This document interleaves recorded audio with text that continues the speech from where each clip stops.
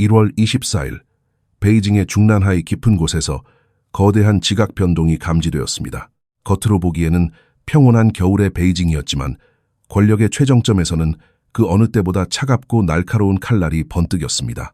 이날 중국 군부의 서열 2위와 3위이자 실질적인 군 통수권을 쥐고 있던 장유샤 중앙군사위원회 제1부주석과 류전리 연합참모부 참모장이 동시에 체포되는 초유의 사태가 발생했습니다.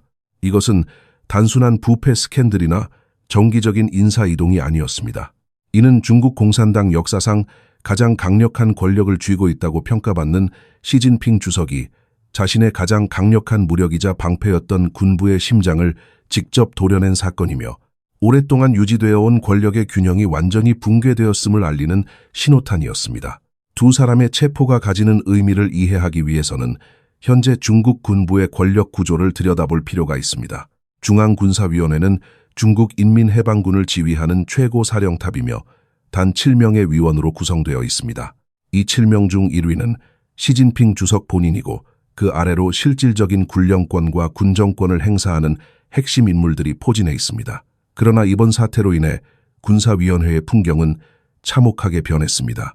이미 리상푸 국방부장이 실각하여 사라진 상태에서 장유샤와 류전리까지 체포됨으로써 군사위원회의 핵심 7인 중 무려 3명이 숙청되거나 사라지는 사태가 벌어진 것입니다.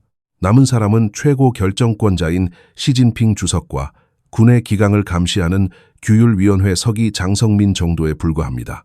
이는 사실상 중국 군부의 뇌사가 진행되고 있음을 의미하며 권력의 공백이 우리가 상상하는 것보다 훨씬 심각한 수준에 도달했음을 시사합니다. 많은 전문가들과 관측통들은 이번 사건을 보며 단순한 반부패 운동의 연장선으로 해석하려 하지 않습니다. 과거의 반부패 운동이 정적을 제거하고 권력을 공고히 하기 위한 수단이었다면 이번 숙청은 성격이 완전히 다릅니다. 장유샤는 시진핑 주석과 단순한 상하 관계를 넘어선 대를 이은 세교가 있는 홍얼다이 혁명, 원로의 자제, 출신의 맹우였습니다. 시진핑의 아버지가 장유샤의 아버지와 전우였기에 장유샤는 시진핑이 가장 신뢰할 수 있는 칼이자 그의 등을 맡길 수 있는 유일한 인물로 여겨져 왔습니다. 20차 당대회에서 시진핑이 사면임을 확정지을 때 군부 내의 반발을 잠재우고 그를 호위하여 옥좌에 앉힌 장본인이 바로 장유샤였습니다. 그런 인물이 하루아침에 체포되었다는 것은 이제 시진핑 주석이 그 누구도 심지어 피를 나눈 형제와 같은 측근조차 믿지 못하는 극도의 불신과 고립 상태에 빠져 있음을 보여줍니다. 이 충격적인 체포 작전이 어떻게 이루어졌는지에 대한 구체적인 정황들을 분석해보면 이번 사건이 얼마나 치밀하고 비정하게 진행되었는지를 알 수 있습니다. 통상적으로 군 고위 장성을 체포할 때는 군 내부의 사정기관이나 헌병대가 움직이는 것이 관례입니다.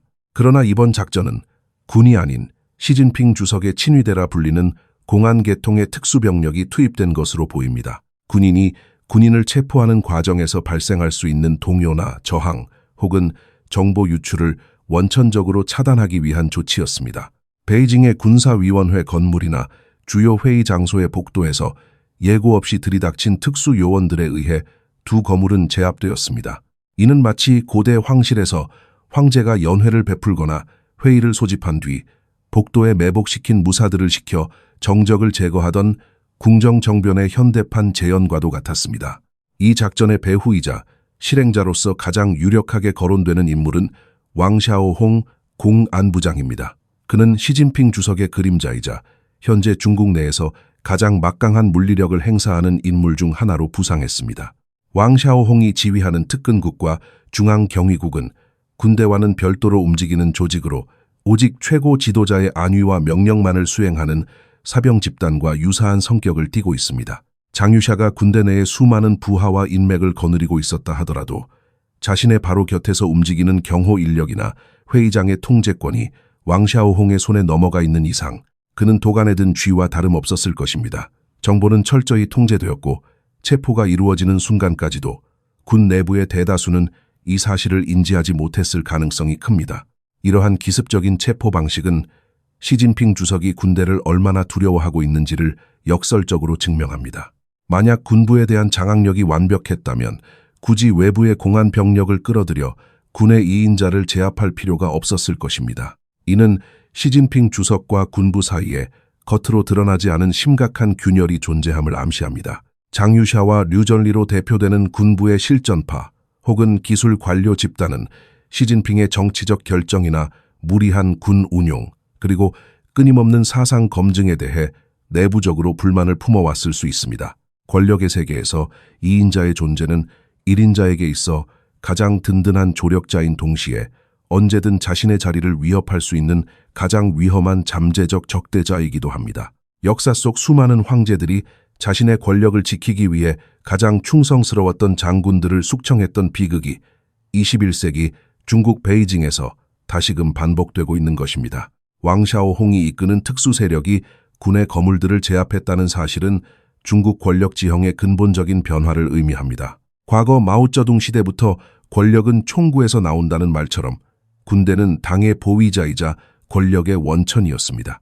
그러나 이제 그 총구를 감시하고 통제하는 것은 군 내부의 시스템이 아니라 시진핑 개인에게 절대적 충성을 맹세한 비밀 경찰과 보안 조직으로 이동했습니다.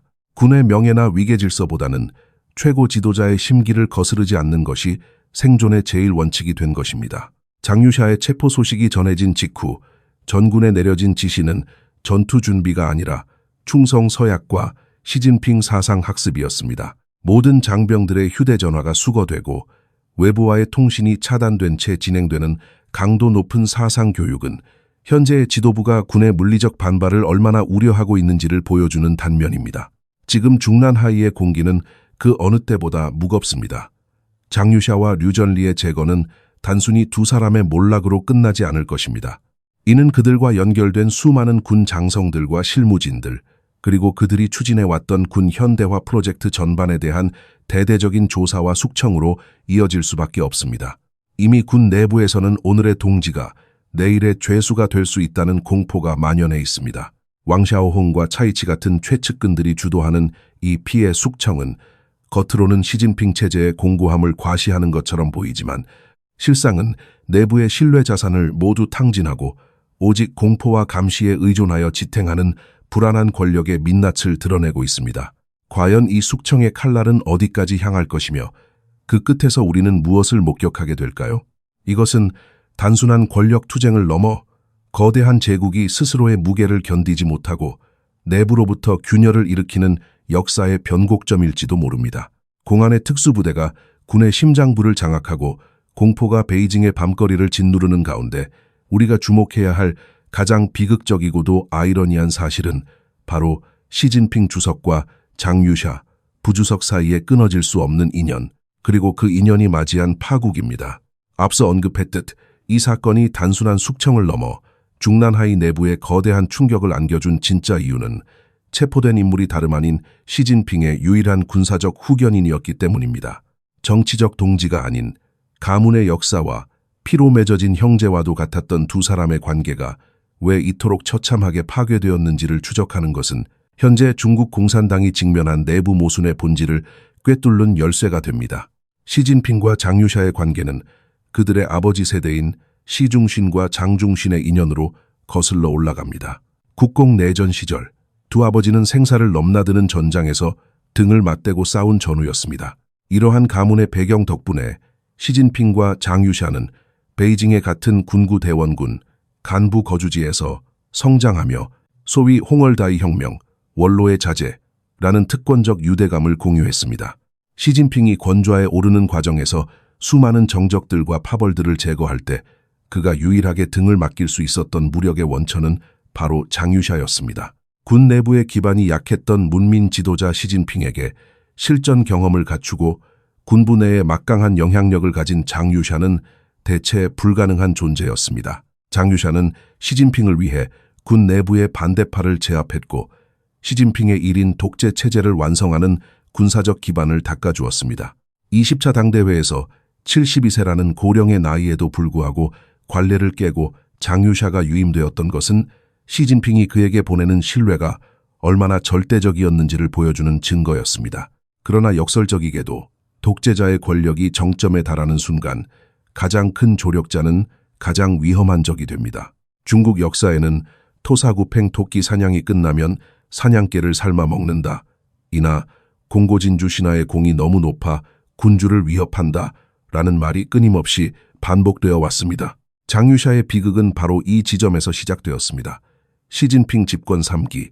장유샤의 권위는 군 내부에서 시진핑을 제외하면 감히 범접할 수 없는 수준에 도달했습니다. 오랜 기간 군장비 발전부와 군사위원회를 거치며 그가 심어놓은 인맥은 군의 말단 조직부터 최고 위층까지 거미줄처럼 뻗어 있었습니다. 군인들에게 있어 한 번도 총을 잡아본 적 없는 정치 지도자 시진핑보다는 베트남전 참전 용사이자 군의 생리를 뼛속까지 이해하는 장유샤가 심리적으로 더 의지하고 따를 수 있는 진짜 리더로 비쳤을지도 모릅니다. 이러한 미묘한 긴장감에 불을 지핀 결정적인 계기는 작년 삼중 전회를 전후하여 발생한 것으로 추정되는 시진핑 주석의 부재와 관련된 미스터리입니다. 당시 베이징 정가에서는 시진핑 주석의 건강 이상설이나 칩거설이 파다하게 퍼졌습니다. 최고 권력자가 잠시 자리를 비운 사이 거대한 국가기구와 군대는 누군가의 통제하에 움직여야만 했습니다. 이때 군의 중심을 잡고 상황을 관리한 인물이 바로 장유샤였을 가능성이 높습니다. 그는 혼란을 막고 체제를 유지한다는 명분으로 군 원로들과 협의하고 군의 운영을 주도했을 것입니다. 어쩌면 그는 자신이 시진핑을 위해 충성스럽게 대리 통치를 수행하고 있다고 믿었을지도 모릅니다. 혹은 국가와 당을 보위하기 위해 무능해진 황제를 대신해 잠시 키를 잡는 것이 자신의 사명이라고 생각했을 수도 있습니다. 하지만 권력의 속성을 누구보다 잘 아는 시진핑 주석의 눈에 비친 장유샤의 이러한 행동은 충성이 아닌 월권이자 명백한 모반의 징후였습니다. 자신이 없는 사이 군대가 장유샤의 말 한마디에 일사불란하게 움직이는 모습, 그리고 원로들이 장유샤를 중심으로 결집하는 모양새는 시진핑에게 극도의 공포감을 심어주기에 충분했습니다. 내가 없어도 군대는 돌아간다. 아니 오히려 더 잘 돌아간다는 사실보다 독재자를 두렵게 만드는 것은 없습니다. 이는 자신의 존재 가치가 부정당하는 것이며 언제든 자신이 교체될 수 있다는 신호이기 때문입니다. 장유샤가 설령 사심없이 행동했다 하더라도 그의 능력과 영향력이 확인된 순간 그는 반드시 제거되어야 할 대상이 되어버린 것입니다. 이것이 바로 전제 정치의 비극적인 딜레마입니다. 무능하면 쓸모가 없어 버려지고 유능하면 위험해서 제거됩니다. 시진핑 주석이 다시 권력을 움켜쥐고 복귀했을 때 그의 첫 번째 과제는 이 비대해진 2인자를 어떻게 처리하느냐였습니다. 즉각적인 체포는 군의 반발을 부를 수 있었기에 그는 매우 교묘하고 전통적인 방식을 택했습니다. 바로 부패 수사라는 전가의 보도를 꺼내든 것입니다. 장유샤가 과거 부장으로 재직했던 군 장비 발전부에 대한 대대적인 감사가 시작되었습니다. 리상푸 국방부장을 비롯한 장유샤의 직계 라인들이 줄줄이 부패 혐의로 낙마했습니다. 이는 장유샤의 팔다리를 하나씩 잘라내어 그를 고립시키는 고사작전이었습니다. 핵미사일 연료통에 물이 차 있다는 둥, 미사일 경납고 뚜껑이 열리지 않는다는 둥, 서방 정보기관을 통해 흘러나온 중국 군의 부실한 장비 실태는 장유샤와 그의 세력을 공격하기 위한 완벽한 명분이 되었습니다. 물론 중국군의 부패는 어제 오늘의 일이 아니며 장유샤 또한 그 책임에서 자유로울 수 없습니다. 그러나 시진핑이 이 시점에 하필이면 자신의 최측근들이 연루된 장비 분야를 타깃으로 삼은 것은 정치적 의도가 명백한 기획 수사였습니다. 장유샤 역시 이러한 조짐을 느끼지 못했을 리 없습니다. 그는 한때 공식 석상에서 정복이 아닌 허름한 점퍼 차림으로 나타나 초췌하고 위축된 모습을 보이기도 했습니다. 이는 권력투쟁에서 패배를 직감한 자의 모습이거나 혹은 납작 엎드려 목숨만을 구걸하려는 제스처였을 것입니다. 그는 시진핑과의 오랜 인연, 그리고 자신이 세운 공로가 자신을 지켜줄 최후의 방패가 되기를 기대했을지도 모릅니다. 설마 나까지 치겠어? 라는 안일한 믿음, 혹은 내가 없으면 군을 누가 통제하나? 라는 자만심이 그를 탈출하거나 저항할 기회를 놓치게 만들었을 수도 있습니다. 그러나 시진핑의 칼날은 자비가 없었습니다. 류전리 참모장까지 함께 엮어 체포한 것은 단순히 장유샤 개인을 제거하는 것을 넘어 그를 따르는 실전파 군인 그룹 전체를 괴멸시키겠다는 의지의 표현입니다. 이제 시진핑 주석은 자신의 권력을 위협할 만한 내부의 거목을 쓰러뜨리는 데 성공했습니다. 하지만 이 승리는 상처투성이의 승리입니다. 장유샤의 몰락은 중국 군부의 홍얼다이 시대의 종말을 고하는 동시에 시진핑 1인 체제를 지탱하던 가장 강력한 기둥 하나가 무너졌음을 의미합니다. 시진핑은 이제 누구도 믿을 수 없는 고독한 황제가 되었습니다. 그가 임명한 새로운 군 지휘부는 장유샤만큼의 카리스마도 군 장악력도 갖추지 못할 것입니다. 그들은 그저 시진핑의 눈치를 보며 자리를 보전하는 데 급급한 예스맨들로 채워질 것이기 때문입니다. 형제를 죽이고 왕좌를 지킨 대가는 무엇일까요? 베이징의 정가는 이제 침묵 속에 잠겨 있습니다. 누구도 감히 장유샤의 이름을 입에 올리지 못하지만 모든 이들이 알고 있습니다. 절대 권력은 절대적으로 부패할 뿐만 아니라 절대적으로 고독하다는 사실을 말입니다. 그리고 이 고독한 황제가 느끼는 불안감은 과거 중국 역사 속 또 다른 비극적인 인물과 사건들을 떠올리게 합니다.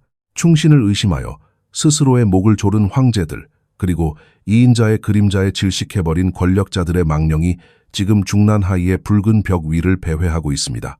우리는 이제 역사의 거울을 통해 이 사태가 예고하는 불길한 미래를 들여다보아야 합니다.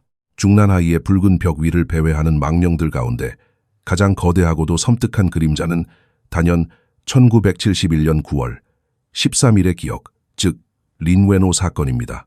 장유샤와 류절리의 숙청을 지켜보는 중국의 원로들과 지식인들이 겉으로는 침묵하면서도 속으로 전율하는 이유는 이번 사건이 반세기 전 마오쩌둥의 절대 권력에 금이 가기 시작했던 바로 그 순간과 소름 끼치도록 닮아있기 때문입니다. 당시 린게노는 마오쩌둥의 후계자로서 당장법의 이름이 명기될 정도로 확고부동한 이인자였으며 마오쩌둥의 가장 친밀한 전우라고 불렸습니다. 문화대 혁명의 광기 속에서 마오쩌둥 어록을 흔들며 개인 숭배를 주도했던 인물이 바로 그였습니다. 그러나 그가 하루아침에 반혁명 쿠데타를 모의하다 실패하여 비행기를 타고 도주하던 중 몽골의 황량한 사막에 추락해 사망했을 때 중국 인민들이 받은 충격은 핵폭발과도 같았습니다. 그 충격의 본질은 배신감 그 이상이었습니다. 그것은 무오류의 신으로 추앙받던 지도자의 신화가 붕괴되는 순간이었습니다. 어떻게 위대하고 영명하신 주석께서 자신의 후계자로 지목한 사람이 하루아침에 역적이 될 수 있는가? 라는 근본적인 의문이 제기되었기 때문입니다. 만약 린게보가 진짜 역적이라면 그를 곁에 두고 키운 마오쩌둥은 눈이 먼 지도자이고, 만약 린게노가 억울하게 죽은 것이라면 마오쩌둥은 잔혹한 살인자가 되는 딜레마에 빠진 것입니다. 지금 시진핑 주석이 처한 상황이 바로 이와 같습니다. 장유샤는 시진핑이 직접 선택하고 직접 승진시키고 자신의 권력을 지키기 위해 군사위원회 부주석 자리에 앉힌 인물입니다. 그런 그를 숙청했다는 것은 시진핑 스스로 자신의 인사, 른스가 완벽하게 실패했음을, 그리고 자신의 곁에는 믿을 사람이 단 한 명도 없음을 만천하에 자인하는 꼴이 되었습니다. 중국 공산당은 이러한 모순을 설명하기 위해 과거부터 정치 사기꾼이라는 기묘한 용어를 사용해왔습니다. 류사오치도, 린쿠모도, 그리고 이번에 숙청된 장성들도 결국은 지도자를 감쪽같이 속인 사기꾼으로 매도될 가능성이 큽니다. 이는 최고 지도자의 판단력에는 문제가 없었으나 교활한 아랫사람이 위장을 잘해서 잠시 속았을 뿐이라는 논리입니다. 하지만 이 변명도 한두 번일 때나 통하는 법입니다. 친강 외교부장이 사라지고 리상푸 국방부장이 사라지고 이제 군부의 최고 실세인 장유샤와 류전리마저 사라졌습니다. 내각과 군부의 수장들이 줄줄이 사기꾼이나 간첩으로 몰려 사라진다면 그들을 모두 임명한 최종 결재권자는 과연 무엇을 하고 있었단 말입니까? 대중은 이제 주변이 온통 사기꾼이라면 그 중심에 있는 사람이야말로 가장 큰 문제가 아닐까라는 위험한 질문을 던지기 시작했습니다. 이러한 불신의 확산은 역사 속 또 다른 비극적인 군주, 명나라의 마지막 황제, 숭정제, 송정디를 떠올리게 합니다. 시진핑 주석은 평소 역사 공부를 강조해왔지만 지금 그가 걸어가고 있는 길은 아이러니하게도 그가 가장 피하고 싶어할 망국 군주의 행보와 겹쳐 보입니다. 숭정제는 매우 부지런하고 의욕적인 황제였으나 의심이 많고 조급하여 신하들을 믿지 못했습니다. 그는 명나라를 구할 수 있었던 마지막 명장 원숭환을 의심하여 능지처참에 처했습니다. 원숭환이 처형되던 날 명나라의 백성들은 그를 매국노라 욕하며 그의 살점을 씹어 먹었다고 전해지지만 그 결과는 참혹했습니다. 원숭환이 죽자 요동 방어선은 무너졌고 조정의 신료들과 장군들은 일을 열심히 해서 공을 세우면 의심을 받아 죽고 실수를 해도 죽는다는 것을 깨닫고 아무도 책임을 지지 않으려 했습니다.